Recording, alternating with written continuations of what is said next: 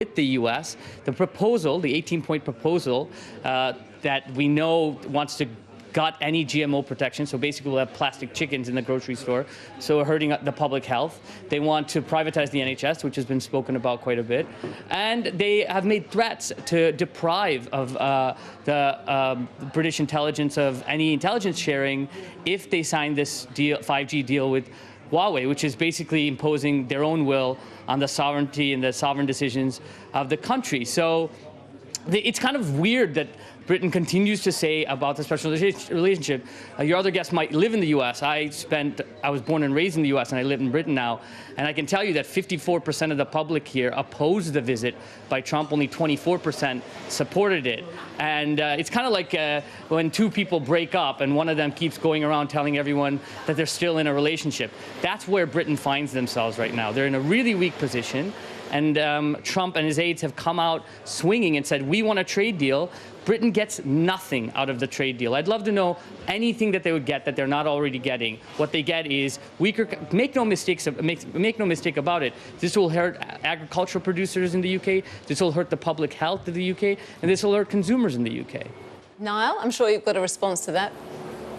Yeah, I think that's just it's science fiction that's being presented by your guest there, and I don't think your guest has any real understanding whatsoever of the negotiations that have taken place between London and Washington already on this free trade agreement. Very detailed discussions already, and clearly I think both the US and British government see a free trade agreement as a force generator for prosperity, for jobs, for economic freedom. And this idea that there are health risks posed to the British people as a result of a free trade agreement is simply preposterous. There's no health risk whatsoever here. But one thing is certain, you're going to see more and more British people employed by American companies. You're going to see more Americans employed by British companies.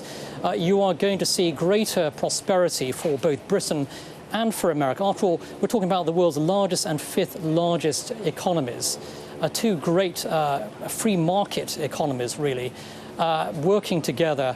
And I think a free trade agreement will also draw the United States and the United Kingdom even further closer together politically as well. And it's a clear demonstration, I think, that Britain can thrive and prosper in the Brexit era outside of the European Union, with the world's largest economy, the most important country in the world, the United States, standing shoulder to shoulder with Great Britain and the British people.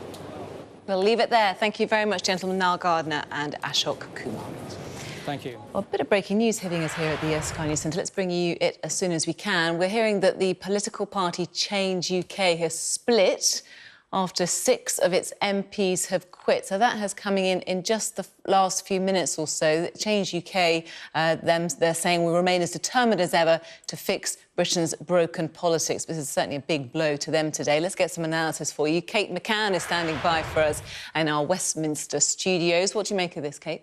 Well, it's an interesting one. Change UK, remember, was the political party that was set up when a number of MPs broke away from the main 2 political parties in Westminster, Labour and the Conservatives. They formed this new group, and fundamentally all the MPs, although they came from different wings of the main parties, agreed on one thing, and that was that leaving the European Union was the wrong move. It was something that they wanted to stop, and they had great plans to do that. Now, the first time this party was really tested was the European elections, and it turned out to be a bad night for them. They did incredibly badly, despite having a whole range of candidates, including Boris Johnson's sister, Rachel Johnson, standing for them in the southwest of the country. Now, that has led to increasing talk among the 11 MPs about whether or not they ought to be working more closely with the Liberal Democrats. There had been questions about whether the Remain vote had been split in those European Union elections, and maybe it would be better to work together as one force instead of trying to fight different battles on different fronts and actually not having enough recognition with voters. It turns out that 6 of the MPs that make up this group, including Chuka Umunna, Heidi Allen, Gavin Shuker, Luciana Berger and Sarah Wollaston, they have now decided that the best route forward is to leave Change UK. That leaves 5 other MPs who remain in it. The new leader of the party is Anna Soubry, and this split really centres on whether or not that the group should be working more closely with the Liberal Democrats in Parliament. There is a suggestion from some of them that doing so would actually boost the Liberal